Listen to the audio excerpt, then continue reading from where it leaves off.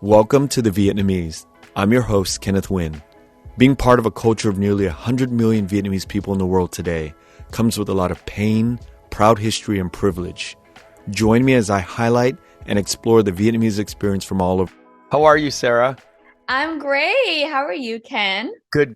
I'm good. It was good to see you at the Unforgettable just recently, back in December. So And much fun. yeah, thank you for coming back on.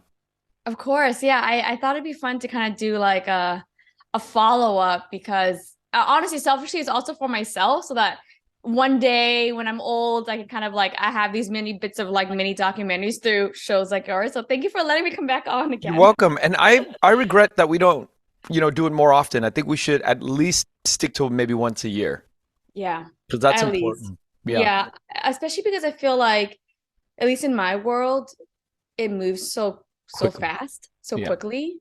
That for me, like a month feels like a quarter, and a quarter feels like a year, if not more. So definitely have lots to talk about. Yeah, there's a lot to catch up. Before we get into the more serious work or business, you sent me a set of bao cua các cọp, and the set is beautiful, yet so practical as a brand promo piece. Yeah, What inspired that, and what kind of thoughts went into bringing that set to life? yeah. Do you have that set here? Can we Yeah, show I the do. audience? It's right here. Yes. Ooh, bao cua. I Yes, love. it's Yeah. So awesome. shout out to Eric's, our in-house designer, who designed that full set. Yeah, how did it come about? So, from day one, we've always wanted to share and uplift culture in the work of like Nguyen Coffee Supply, right? That's both for culture at origin of the beans, so like Vietnamese coffee, Vietnam, the origin, the culture at origin, as well as like culture in America. And so when it comes to like Lunar New Year or Tết, like that's such a big piece of Vietnamese culture.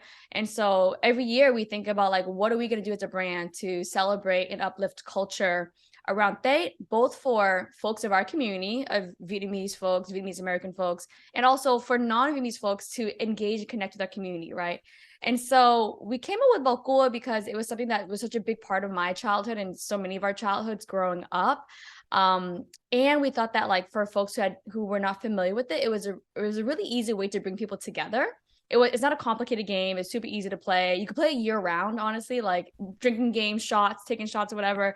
So we thought it was like a perfect moment to one, like bring back a piece of nostalgia, elevate Vietnamese culture, but also share Vietnamese culture in a very accessible way.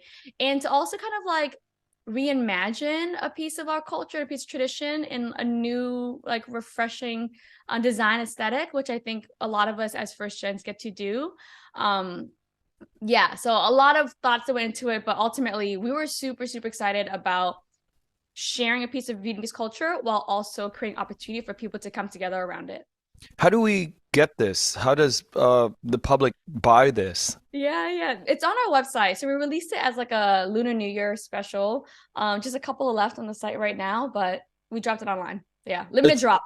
Yeah, it's awesome. It's beautiful. It's a really Mhm. beautiful piece. And like you said, nostalgia, but we get to go back into our own memories of what it would look like. But they were cheap sets growing up when we were, Yeah, but now it's like elevated to it's like an art piece almost. it's an art piece. Yeah, because like I feel like there's so many things from our culture and our childhoods growing up, including Vietnamese coffee, or but more so like Cafe Du Monde, which is like the go-to Vietnamese coffee brand or the go-to brand for Vietnamese coffee in like our immigrant communities.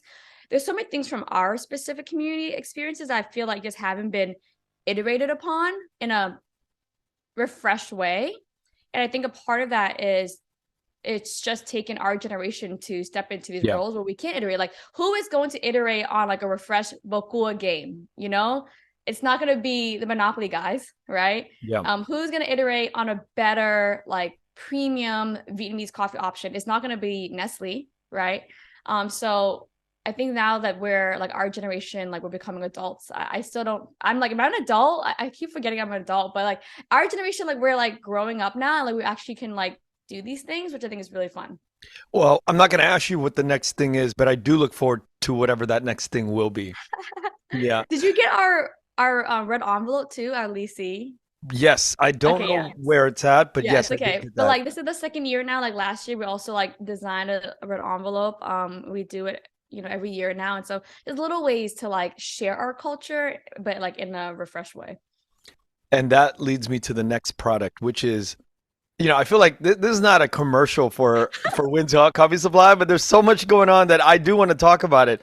I drink a Yeah. lot of cold brew, and when Yeah. I got your cans that your team sent me, it Yeah. really was a moment of pride for me because, we drink cold brew, but it's could be brewed from our own or bought from another coffee company, but to hold a coffee can that has Mhm. Nguyen Coffee Supply and it has cold brew Mhm. on it, that Mhm. was a trip. And Yeah. it must have been a journey to get those things out. Can you tell me about how, you've developed that? Yeah, it was a trip. I'll show you here for everyone so they know There what you go. Kenneth is referring to. It was such a journey. It was really, really, really, really hard producing this ready to drink cold brew product. Um, what was it like? I mean, it's completely different from our initial offerings of roasted coffee, right? Which is it was difficult in the beginning, but after 4 years of doing it, it's like super simple to us now, right? You import green beans, you roast it, you put it in a bag, and you're done, right? Producing like a canned beverage product that is shelf stable, that some of them like our coconut and our condensed milk one has, um, more than one ingredient, whereas roasted coffee is just like the one bean, right? There's a certain level of chemistry and science to it that we had to work with like a formulator and a food scientist to develop it, as well as like upholding the flavor that we wanted to release and also to be reflective of our culture and also be proud about it, while also going through like what's called a retort process, which basically makes it shelf stable. It's like a high intensity heat process to make it shelf stable. So all of that, it was just like a whole new world. It really felt like I was building a Mm. whole new business. It's a new product, but I feel like I was building a whole new business. Way more complicated than importing and roasting coffee beans. So we spent about, I'd say, actively a year developing it, from the research stage to the development formulation stage to the actual like production stage. But really, this was always kind of like in our pipeline. I remember back in like 2019 when I was raising a small friends and family round, and I made like a little deck. And Eric's, who is our designer and also my currently my fiance, he had made these mock-ups. He made a 3D mock-up of a canned coffee, so for me to use the deck to kind of like illustrate my vision for the company back in 2019. Wow. So it's always like been in there, but actively building it, I'd say we spent all of 2022 actively building it. And in a lot of ways, it felt like a race for us to get it complete before end of the year, because category reviews for the RTD coffee category in retail supermarkets happens in November, December. And when you start entering retail, category reviews for each category happens like once a year, right? So for us, RTD Mhm. coffee, it was November, December. And I was like, if we miss this window, we have to wait till November, December 2023 for the chance of entering shelves in 2024. So I was like, we were racing to get these three flavors done. We barely made it in time, but we did. And then fortunately, we were able to make the category reviews, and then we were actually able to launch in Whole Foods in January, just a month ago. Wow, congratulations. Thank you.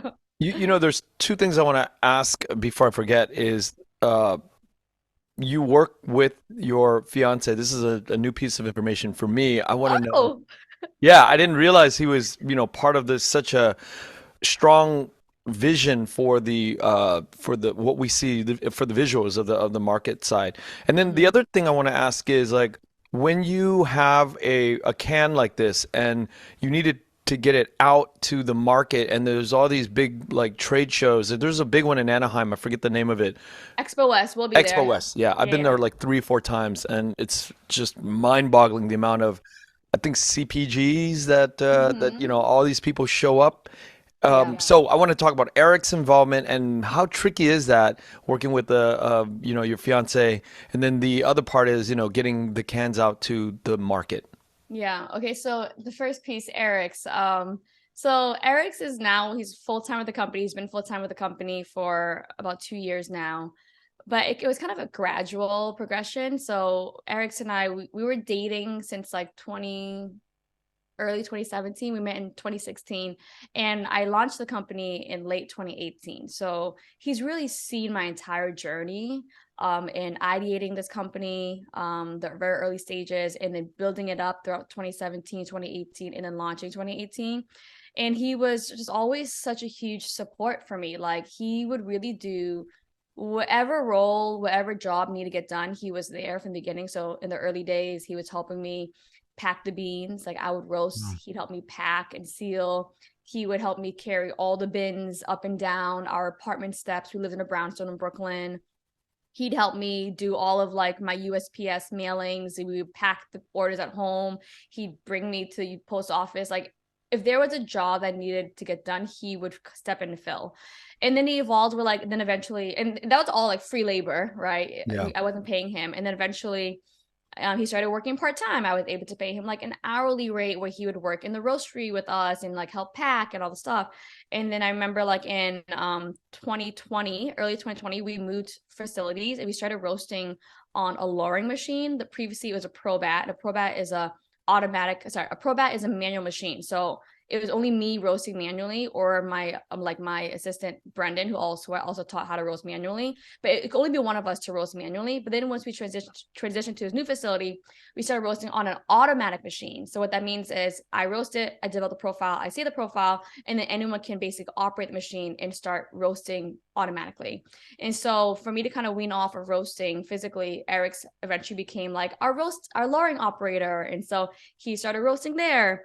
And then eventually we started growing where like the production team started growing. So we'd hire people, and he started like doing like half of his time in production and half of his time in design, because his background is actually 3D art. He went to school for 3D art and the full Adobe suite, like not just graphic design or 2D, but like 3D art.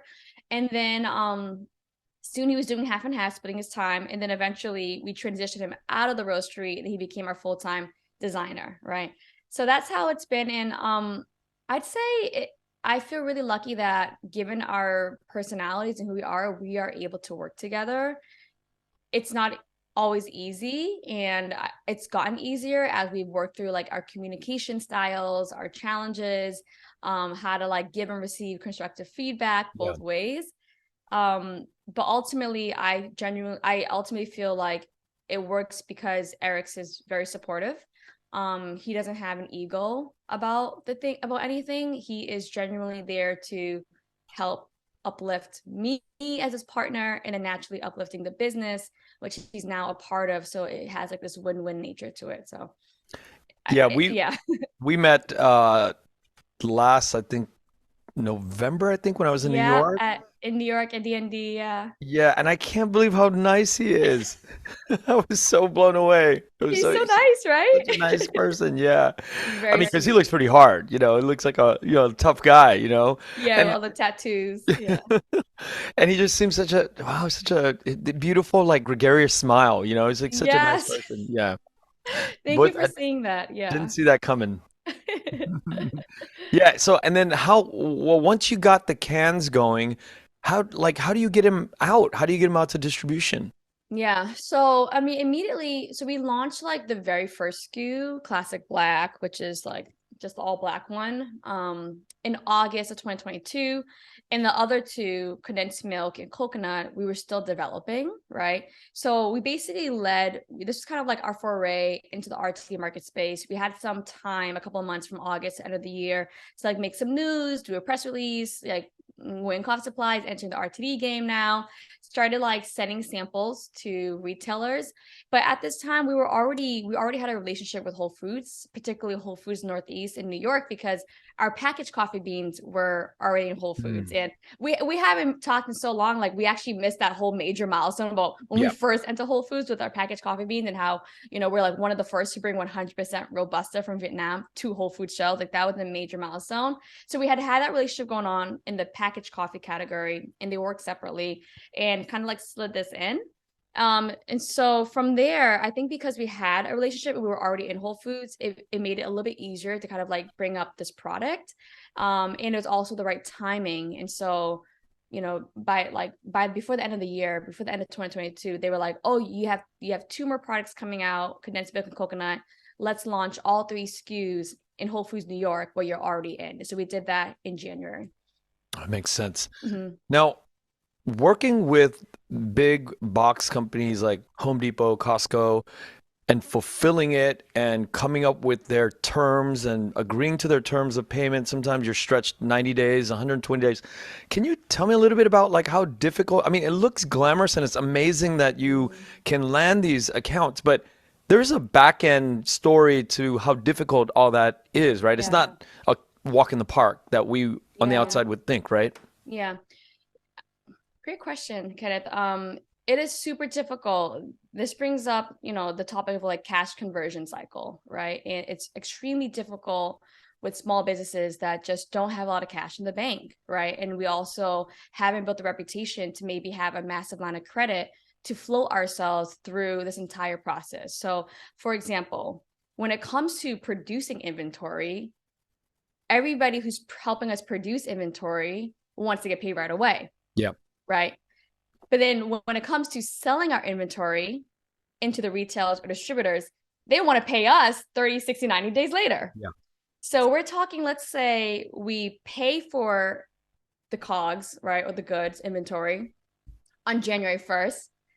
Let's say it gets produced February 1st, right? And then it takes some time to travel into our warehouse, their warehouses. Let's say it lands in our distributors' warehouses like February 15th, if we're lucky, March 1st.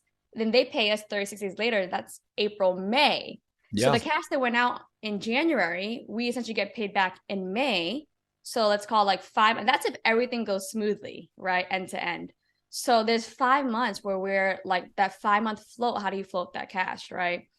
It's really difficult and it's really tight. And so as we are growing, we have to explore other like different financing options, like runway extenders, PO invoicing, term loans, investment, right?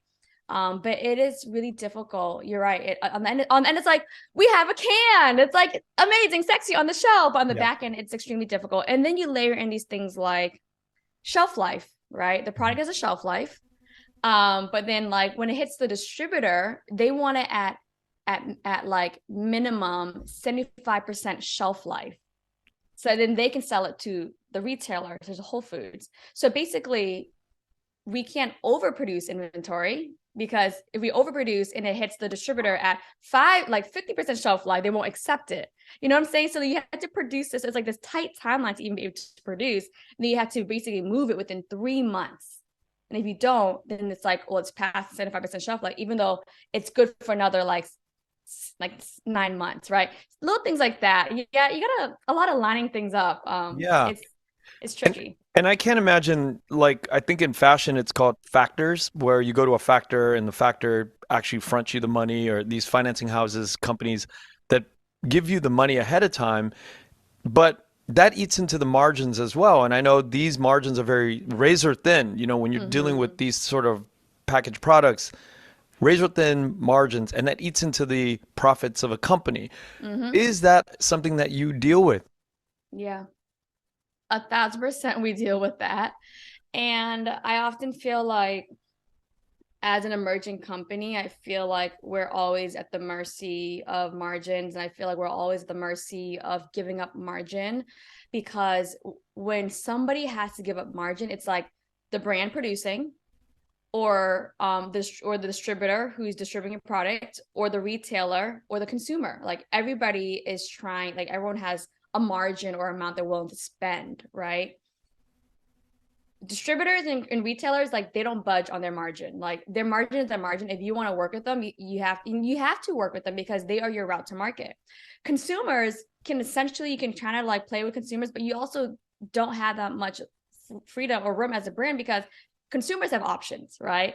If they don't want to pay $4.99 for this RTD coffee, they'll just pay $3.99 for another coffee or $2.99 for another brand, right? So I feel like as a brand, as an emerging brand, I feel like we're always at the mercy of margin and we're always the one giving up, right? Our margin Yeah. to enter the market and to enter the market on shelf at a competitive MSRP, right? So what do you do? For me, I think a lot of it is short-term, long-term strategy, short-term, mid-term, long-term strategy.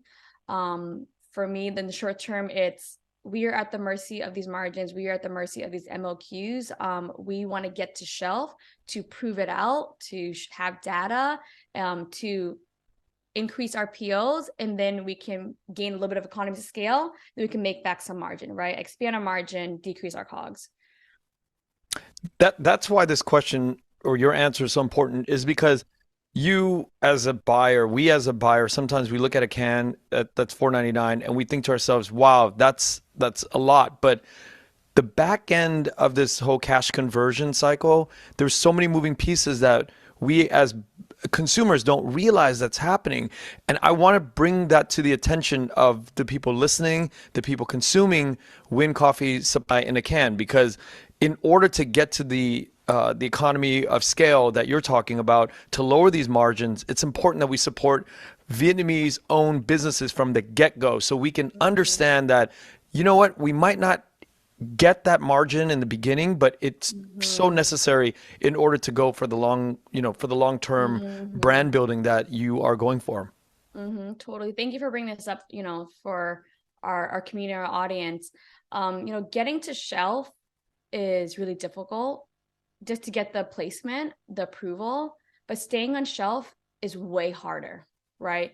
Once you're on shelf, if you don't move, if your product does not move, people are not buying it, you will lose your spot.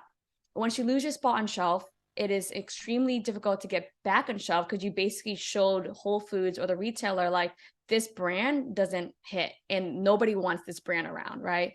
And then it becomes more difficult for other emerging brands who may have like a culture angle or like an innovative product. It makes it more difficult for them to reach the shelves, right?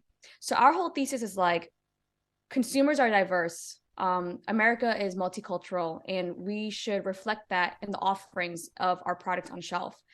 And that's just like part of the story, right? That's just part of the journey to get there. Once we are on shelf, it is hypercritical that our product moves and that we have information to support the fact that like people do want this product. Like you should invest in diversity. You should invest in creating more shelf space for diverse products from diverse creators. And so in that key piece right there, that data, the only thing that will move the needle for retailers is, does this product move? Are you helping the store make money? But more importantly, like, do people want the product, right? So you're absolutely right. When our product is sitting on a shelf, and if you're anyone who's assessing any product on shelf, if you're seeing like what they call a challenger brand or like an emerging brand, a challenger brand is challenging these older brands that have insane economies of scale, right? Like a Coca-Cola or a Pepsi or, a Nestle, like they have economies of scale. And of course their product would be $1.99, $2.99, right?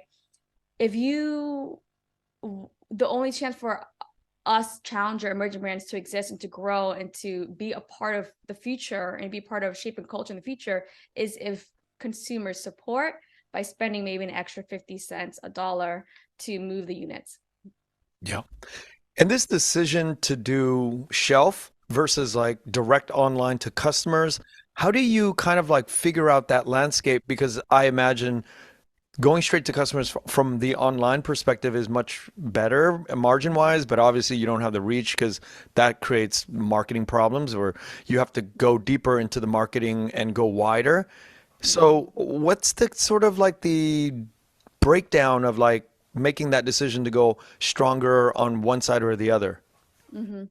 Yeah, it's a combination of one, it's like data of where do consumers shop for this product? What is the appropriate channel for this product? And then two, how much money or resources do you have for marketing, right?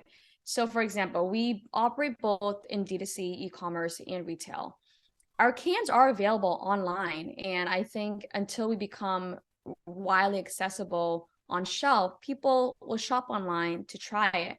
But the consumer behavior studies show, data shows, people will shop online for some groceries, but especially when it comes to like heavy liquids in a can, they ultimately want to shop for that in stores, So right? interesting. The behavior is still there. Like people will buy a can online, they want to try, but like for example, I love coconut water, right?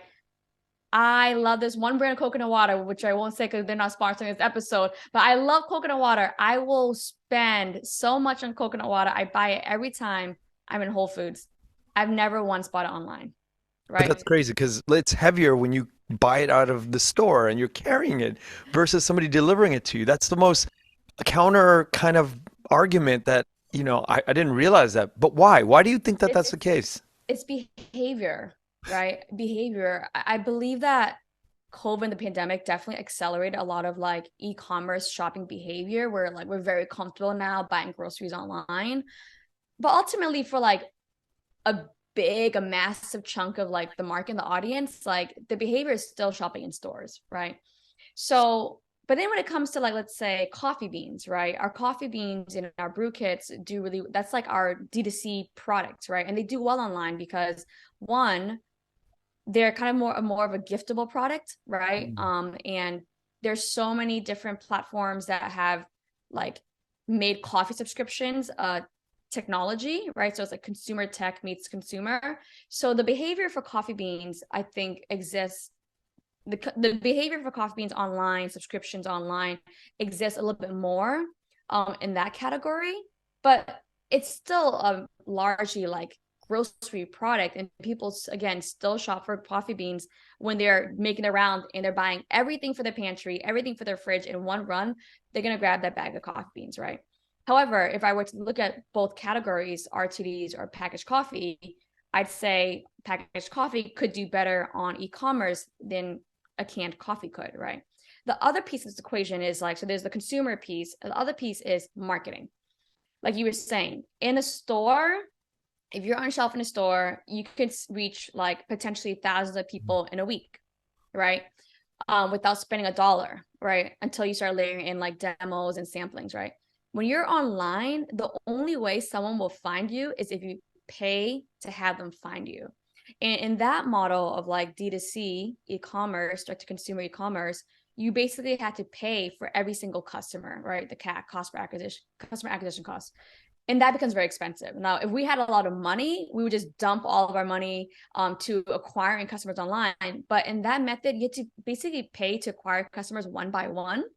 So it's expensive. So that becomes a question of resources. Whereas in retail, you don't necessarily have to pay to acquire every single customer. That makes sense. I assume you're very busy with the day-to-day of everything that you touch.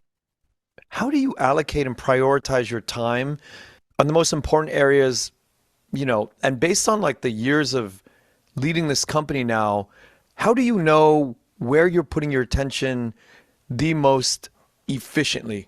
As the business gets busier, for example, moving from strictly e-commerce to now doing e-commerce in retail, just roasted coffee to now roasted coffee in RTDs, being in 15 Whole Food stores to now 50 Whole Food stores. Like as the business gets busier and the challenges get bigger, it requires more from me.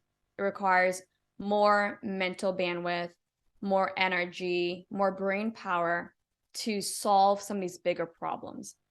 And so, as that's happening in my world, something has to give, right? In order for me to have more bandwidth, more brain power to solve these bigger problems and to move us forward. So, immediately, I've cut my social pie, right? Like I didn't see any friends in 2022, or unless they were like in my business world where we could help each other through things. And I think in 2022, a lot of my friendships, a lot of my friends, they've noticed, and like we've had conversations about it, like, I just can't see you right now, or they'll be like, let's make a plan for like 2 months later. And I'm like, I can't commit right now. Like I won't even make plans 2 months out for certain social things because it's like protecting your energy, but on a whole nother level. Yeah. So then I was like going through this period because 2022 was so difficult and so just like draining for me. So I was going through that shift of like my life pie, social, business, personal relationship, etc., family. And then I was experiencing the difference between like depleting energy, not depleting energy, and then like re-energizing, right? In 2022, I found myself depleting energy a lot, and then I started doing nothing to not deplete my energy. So, like being a vegetable on the couch, not seeing people. I wasn't depleting more energy, but I wasn't necessarily refilling my cup. it got like so bad where basically towards the end of 2022, and now I have a new morning routine. I have a new routine to fill my cup every day, pour into myself in the morning, and that's really helped me in this next stage of growth have more energy and in more, I guess, juice, more power to like power through. And I could tell you about my morning routine if you want. Yeah, would love to hear it. And I'd love to hear how you allocate marketing or distribution or production, all of those departments. How do you, I mean, I can't imagine you just going willy-nilly about this. I think it's, for me, when I hear you talk, it's much more structured. I'm interested in Mhm. that just for my own personal growth. So I'd love to hear your morning routine and then how you break down these different MBA Yeah. departments, right? I mean, this is what they, Yeah. yeah. So my morning routine that's been really helping me through is I run every morning for about 20 minutes on the treadmill. Run walk. I do a cold shower afterwards. So about a 5 to 8 minute cold shower, beginning to end, and then I do about 5 to 7 minutes meditation, and that just completely puts me in the right mindset. It keeps me grounded. I've already overcome a challenge each morning. I made the decision, the commitment to be uncomfortable, and I've like fortified my desire and my tenacity to be there. And that energy helps me really show up better for the rest of my day. Okay, how do I allocate my time? Allocating my time has also been an interesting evolution because as the business grows, like every department underneath it also grows. The needs for grow, like Yeah. how do you market going from marketing e-commerce to marketing for e-commerce and a retail launch, massive, right? And then you lay in the operations that we talked about earlier. For me, like currently, like we're still like a very small, scrappy team. The way I've had to like I've allocated my time is it kind of like in an odd way has gotten easier because it's gotten so much more high pressure where the most critical, urgent, time sensitive things stick out a lot easier. Where it's like, if you do not get this done, it will derail us, you know? So currently, at this juncture, my marketing pie for me in terms of like how I spend time, my bandwidth into the marketing bucket has shrunk quite a bit compared to how much more involved it used to be. Like the bucket is still there. We still have teammates who like run it. But my bandwidth in the marketing pie has definitely shrunk because I've had to allocate more bandwidth in the operations, sales, strategy, biz dev, and finances to basically make sure we can execute on these opportunities. Now, for example, I'll have a task or several tasks to make several reels for Instagram, right? That's part of our content strategy. But then I also have a task to secure all of this inventory in time for our production to launch in time with Whole Foods, right? Which one has to give, right? If I don't make these reels, it sucks because like content and storytelling is very important. But if I don't secure this inventory, we will derail the business, you know?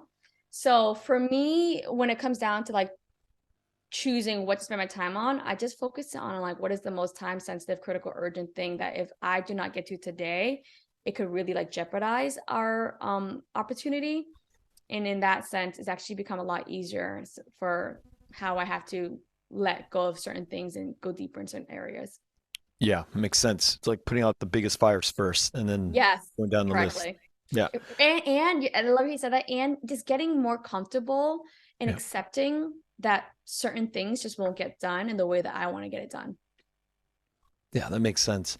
So there's a proliferation of Vietnamese brands coming out in the market. There's a proliferation of Vietnamese coffee companies coming out into Hmm. the US market. Now, I think about you all the time as I see them pop up, and I want to support as much as I can all the Vietnamese brands. However, Hmm. in your shoes, I can imagine, wait a minute, I'm competing with my cousins, quote unquote, right? And you have to engage in this sort of strategy to really, I mean, there's only a certain pie Hmm. number that you want to get market share. You want, as a business person, as we should, we want to dominate.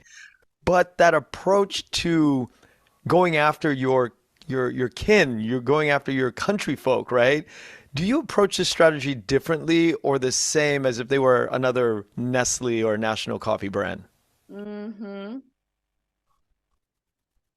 I just want to state for the record, I think it is so freaking awesome that there are more and more Vietnamese coffee companies like showing up.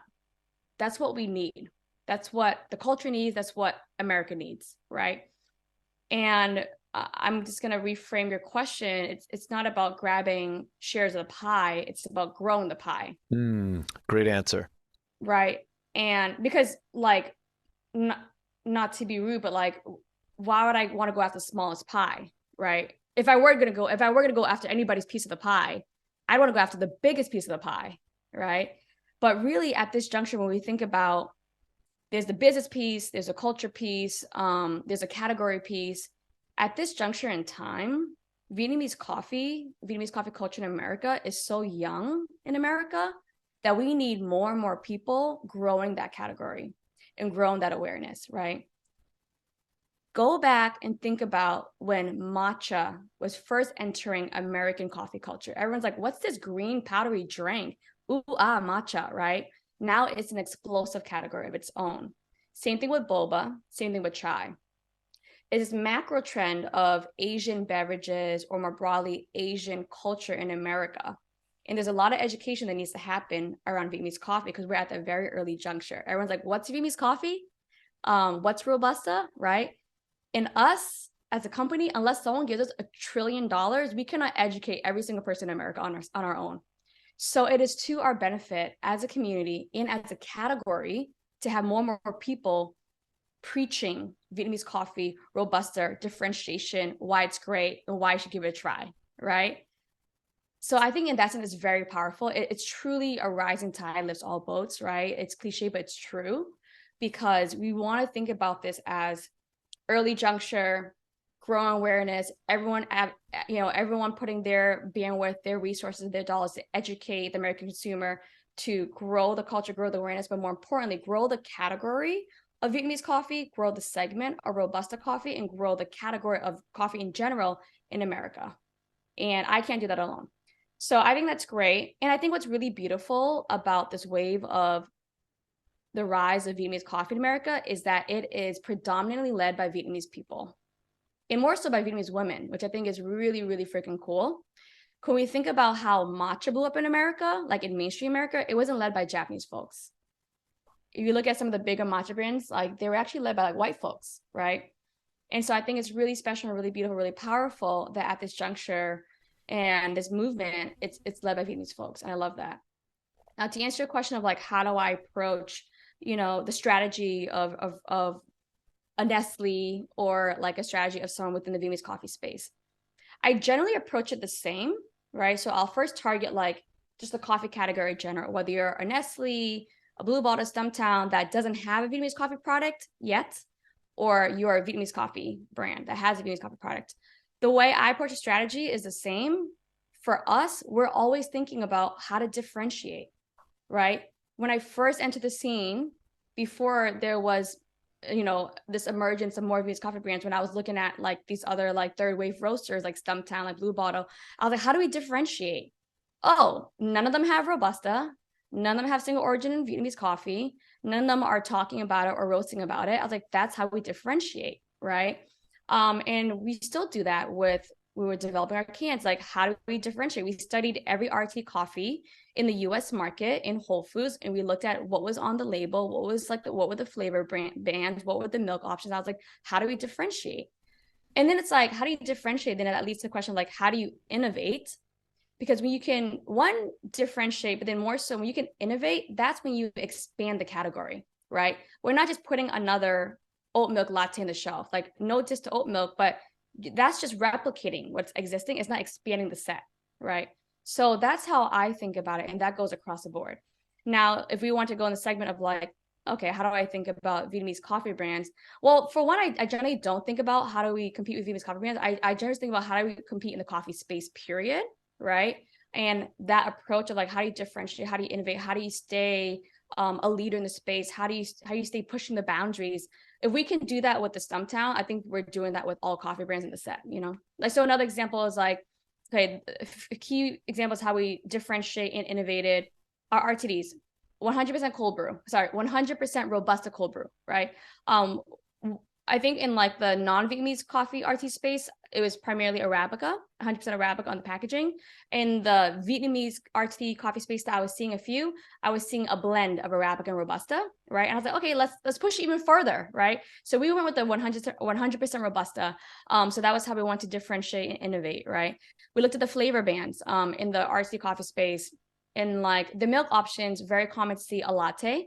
So we went with a condensed milk option, which was also traditional to Vietcetera. In the non-milk option space, we were seeing a lot of oat milks, a lot of nut milks. So we were like, let's go to coconut milk, which is also a traditional like Saveur, right? So ways to differentiate. And then more recently, we recently released our first ever anaerobic robusta, which is not just a differentiation, it's an innovation in the coffee space, right? Which is where it's a robusta that has been fermented for 8 days and sun dried for 25 days, and it acquires this like amazing, like unique layers of fruitiness and sweetness, right? That people generally don't ever think about associating with robusta, but like that fermentation, the anaerobic processing method is like an innovation, right? And so we always think about differentiation and innovation to not just stand out, but to expand the set, but mostly to push the industry forward. Yeah, it sounds like you're competing against your own self every day instead Yeah. of, right? Yeah, Instead of totally. Yeah. worrying about whatever anybody else is doing, you're thinking Yes. about how do we get better and Yes. do it better on our terms. Yes. Perfectly said. That is truly what it is. And I think that's a kind of like me personally too. Like I grew up playing sports, so I'm like very competitive and athletic. Well, not athletic anymore, but I grew up like with the competitive nature. And yeah, I like to compete with myself. I love to.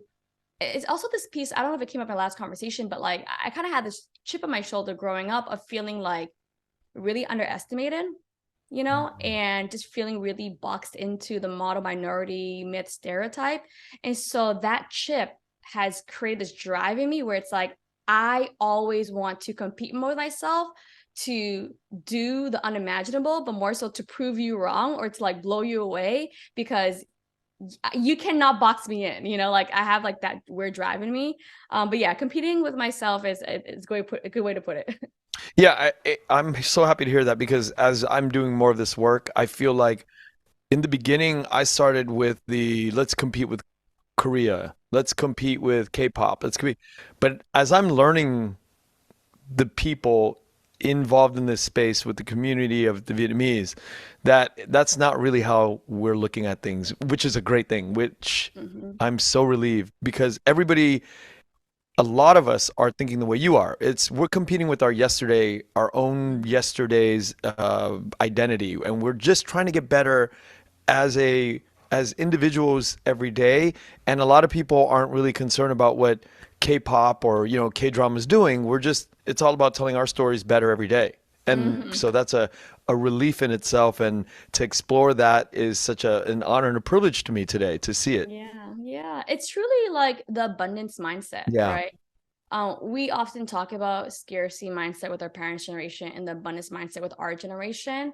And it's easy to say it, but like we truly practice it, because the world is really large, and the world is not just America, the world is the globe, and the consumers that we're trying to reach, like there are a lot of people in the world, and like there could be more than one Vietnamese coffee brand serving Vietnamese coffee to people. Just like there are so many cold brew companies, there's so many oat milk lattes, right? Like, and everyone in this space, they all bring something unique to it. Like they have their own style and flair to it.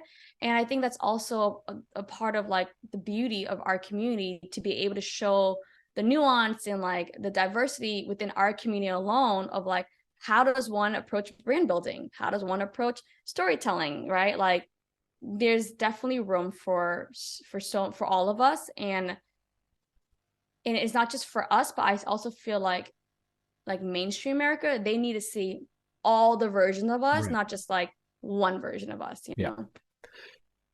Having gone through three recessions myself, I think about this upcoming impending doom in the economy. Is this something that worries you? Because it's not like you're a barber shop where everybody has to get their hair cut, or you're a surgeon where everybody has to, come in for an emergency, surgery. You are a product that, people have to make a decision during these tough times to either buy or not buy. Is that Mhm. something that you have to worry about? I, I feel like coffee plays in a bit of a recession-proof space. Hmm. We shall see. Part of it is because coffee is not so much as a treat, it's a daily ritual. So I feel really lucky that we're working and building in a category that people feel um, is integral to the daily lives, Yeah. right? Now, sure, people can still choose a different price coffee product. So like I think that's we can be faced with that battle. But I think in general, people will still be drinking coffee during tough times. Um, and actually, there's also been like this like I think I came across some research where it's like during a recession, when people are generally giving up some of their bigger treats, whether it's a vacation or like jewelry or whatever, they will turn to little treats, like small indulgences.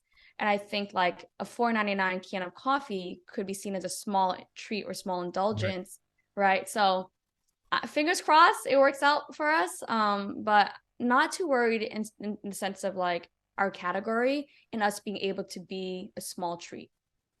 Now, you and I have met out in LA for two big events that I had mentioned earlier, which is Unforgettable. And these Asian American galas are happening, it seems, more frequently and bigger. They're more robust. But we don't see the Vietnamese events at that level yet. We had just recently had a TED event with about 300 people to show up in the LA Vietnamese entertainment space. But a sit down gala is something that I think has not really permeated through sort of the bigger picture yet. Do you Mm-hmm. know of any that's happening, and do you envision more of those for our Vietnamese community? Would you lead or would you participate in any of those events? I'm waiting for you to organize it. Kenneth, why are you asking me? You just threw this massive party, which by the way looked amazing. I was like getting crazy FOMO on from social media. The gathering looked so phenomenal. Congratulations on Thank you. bringing our community together. I talked to a lot of folks who were there. It looked so fun, and I'm waiting for you to organize the gala. So I'm throwing that back at you. When's the gala coming? Well, thank you for asking. Next year, we will make sure that we schedule earlier for you to invite, more of Yeah. national guests, because this was Yes. a little bit more specific to LA entertainment, Vietnamese and Mm-hmm. entertainment. I have dreamt about a gala forever. That's why I'm asking to get your input. I'm fishing for like, hey, would you? Let's do it. Yeah, yeah. Let's do it. So Yeah. I know that there is Erin Steinhauer in Washington, D.C. She organizes and heads Vietnam Society, and Mm-hmm. she has started in 2022. Shout out to Erin. She started out the Vietnam Society Gala in D.C. So that gala kicks off a whole week of like events at the Smithsonian, art events, Mm-hmm. dance events, all these wonderful artists and singers that come into DC for a week. It's amazing. So I'm getting Aaron on pretty soon to talk about all this stuff, but this is something that's happening on the East Coast. On the West Coast, we are talking. A few of us are talking about bringing a big gala to this. Sit down, maybe 500 to 1,000 people, Oh, all wow. over the Vietnamese diaspora in Vietnam, bringing everybody together to celebrate the Vietnamese Mm. culture. So that's definitely in talks. So I was wondering, I was just trying to figure out if you knew of I anything happening yeah, I don't in your I'm world. actually I'm both of those ideas are new to me. I wasn't familiar with Aaron's work, so yeah, I don't know of anything specifically for the Vietnamese community, so super excited to hear that it's coming together. Yeah, there was one 2004, 2009 called Vang. Vang means like to amplify, and it stood Uh-huh. for the Vietnamese American, I think, National Gala. Okay, And so they cool. had like a big banquet at the Beverly Hills Hilton. All the like NFL, like Dat Nguyen, Lena Nguyen Oh, from, cool. they came in and, all these big celebrities at the time were honored and it was amazing. It was just amazing, Did amazing it event. discontinue? Is it no longer around? It, the one of the lead people that were behind it is Ryan Hubris. He moved to Vietnam about 12, 15 years ago. And so it kind of went on pause for a minute. But I think Mhm. they're talking about bringing it back in 2025 and making it much Awesome. bigger. Very cool. Very Yeah. excited. So I want to get into this final part of it is that, when I think of founders, every founder goes into their business with an exit strategy. Whether you like it or not, whether you're passionate about your work or not, there's always this idea of an exit strategy. You build a company and eventually you get bought out. But maybe it's too early to ask you about that, but have you thought about what that next chapter of your life would be like? Yes, I have. And it's not too early to think about the future and or to plan for your business or for your life. I also want to expand on your question though, Kenneth, because I want to share that maybe some founders want to build like a lifestyle business, right? Where they are building something that they want to work in for like 20, 30 years, turn it profitable really well, scale it to a point to maintain profitability. If you scale too far, you lose profitability, right? And maybe they want to pass it on to their kids. So I think that's also an option for anybody who wants to kind of build a lifestyle or legacy business. And then the other option is like you build more quickly, grow quickly for like the hope or the strategy of an exit or an acquisition. For us, my dream is to build the next biggest coffee company in the world, rooted in the second largest source of coffee in the world, which is Vietnam. Doesn't sound so crazy when you think about it. No. Why not, right? Yep. All the biggest coffee companies in the world right now that we know of are all rooted in a Eurocentric North American context, and they all buy coffee from Vietnam and Africa and South America, right?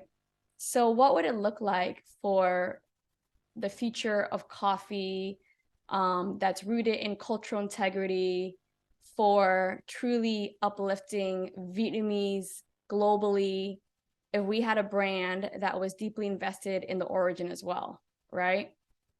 Because for decades, there were a lot of companies who bought coffee from Vietnam at a very, very cheap price, and they had a deep interest in keeping the price of Robusta down, and they made tons of money from it. And they've never once thought to elevate Vietnam as a country, as a community, or as a culture, right? And I think it would be really powerful to shift that.